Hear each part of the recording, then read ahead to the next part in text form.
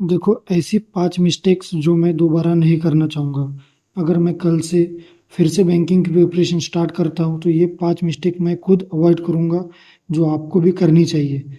तो नंबर 1, मोर mock less analysis.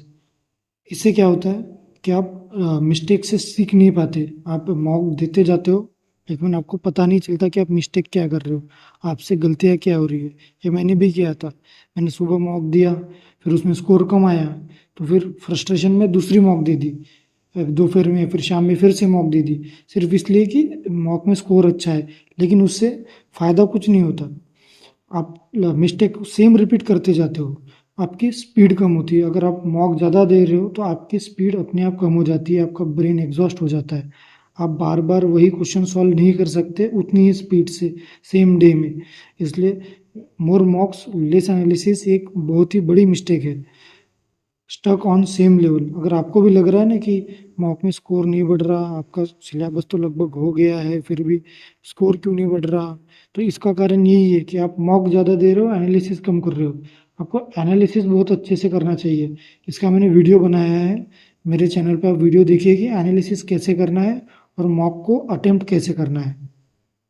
और दूसरी सबसे बड़ी मिस्टेक ये है, relying on single platform for मॉक्स। मतलब मॉक में सिर्फ स्टार्टिंग में टेक्स्ट बुक से देता था, लेकिन इससे क्या हुआ कि उसमें जो क्वांट का लेवल था वो हार्ड था, रीजनिंग का बहुत इजी था। तो इससे कंपेयर नहीं कर सकते ना कि एग्ज़ाम में कौन सा आएगा।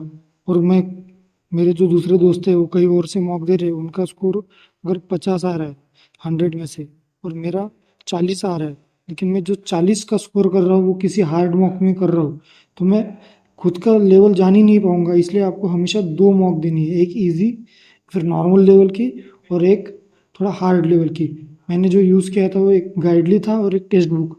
वैसे प्रैक्टिस मॉक भी मैंने यूज़ किया था, लेकिन इससे होता क्या है, पैनिक आता है एग्जाम में। आपको अचानक से नया पैटर्न दिख जाता है, या फिर आप प्रिपेयर नहीं रहते, आप सेम टाइप के मॉक देते रहते हो सेम प्लेटफॉर्म प्लेटफॉर्म पे, और आपको समझ भी नहीं आता जब नया प्लेटफॉर्म या फिर नया कुछ इंटरफेस आता है तो रिएक्ट कैसे करना है। रिपीटेड पैटर्न्स, आप कोई भी प्लेटफॉर्म उठा लो, उसमें पैटर्न जो है ना रिपीट होता है। गाइडली में आपको, आप रीजनिंग सॉल्व करोगे तो आपको समझ में आ जाएगा। कोई आपको क्वेश्चन पूछेगा तो क्वेश्चन देख के समझ में आता है कि ये शायद गाइडली का हो सकता है, क्योंकि पैटर्न रिपीट होता है। सेम डिफिकल्टी डिफिकल्टी सेम ही आती है। वो लगता है हार्ड है, इजी है, नहीं, वो लेंदी हो जाता है क्वेश्चन। डिफिकल्टी सेम ही रहती है इसे क्वेश्चंस की। इसलिए सिंगल प्लेटफॉर्म पे रिलाई नहीं करना है आपको मॉक के लिए, मिनिमम दो होने चाहिए। Number 3, skipping current affairs. दिन में सिर्फ 15-20 दिन आप रिवाइज करो या फिर पढ़ो कि आज आज के करंट अफेयर क्या है, या फिर वीडियो देखो, उतना भी सफिशियंट है प्री के पहले। उससे क्या होता है, जैसे मैंने, आप स्किप कर रहे हो तो बर्डन आता है। जब आपका प्री हो जाता है ना, अचानक बर्डन आता है कि करंट अफेयर्स करना है, ये भी करना है, वो भी करना है, आरआरबी दे रहे हो तो कंप्यूटर भी पढ़ना है, प्रेशर ऑन अदर सब्जेक्ट। फिर आप कैलकुलेट करते हो कि नहीं, अभी 40 में से मुझको 10 ही आएंगे सी ए में, तो वो बाकी का स्कोर कहाँ, रीजनिंग में ज़्यादा करना है, क्वांट में ज़्यादा करना है, तो प्रेशर आता है। इसलिए अब अगर आप करंट अफेयर स्टार्टिंग से थोड़ा बहुत भी करते रहोगे ना, धीरे धीरे धीरे, तो प्री के बाद आपको बर्डन फील नहीं होगा। 4 नंबर पे एक्सेस प्रिपरेशन। अब दिन के 8 घंटे आप पढ़ रहे हो, उसमें से 6 घंटे वीडियो देख रहे हो बैठ के, वीडियो पे वीडियो देख रहे हैं आप, कुछ फ़ायदा नहीं होता उससे। आप मॉक पे मॉक लगा रहे हो, रिपीट रिपीट कर रहे हो, वही चीज़ें आपने जो पढ़ लिया है उसको फिर से पढ़ रहे हो ताकि आप भूल ना जाओ। ये एक्सेस प्रिपरेशन होता है। उससे क्या होता है, ब्रेन एग्जॉस्ट हो जाता है, ब्रेन थक जाता है। बार बार वही चीज़ें जब हैमर होती है दिमाग में, आप, कोई स्पोर्ट नहीं है या फिर ये क्रिकेट नहीं खेल रहे हम लोग कि आप कोई ट्रिक है और आप उसमें प्रो हो जाओगे, नहीं, आपका ब्रेन एग्जॉस्ट हो जाता है। फॉरगेट्स ओल्डर टॉपिक्स, आपकी आपके पुराने टॉपिक जो है ना वो फेंट होते जाते हैं।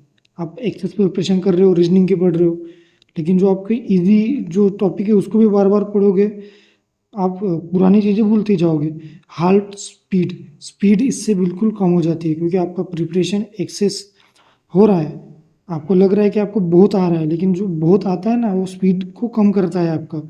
इसलिए एक्सेस प्रिपरेशन भी नहीं है, नॉर्मल थोड़ा फ्री टाइम भी निकलना चाहिए, और प्रिपरेशन के बाहर भी कुछ समय बिताना चाहिए हमको। तो जो फाइनल चीज़ है वो कंपेयरिंग विथ अदर्स और विथ आवर सेल्फ। ये देखो, दूसरे के साथ करने का क्या मतलब है।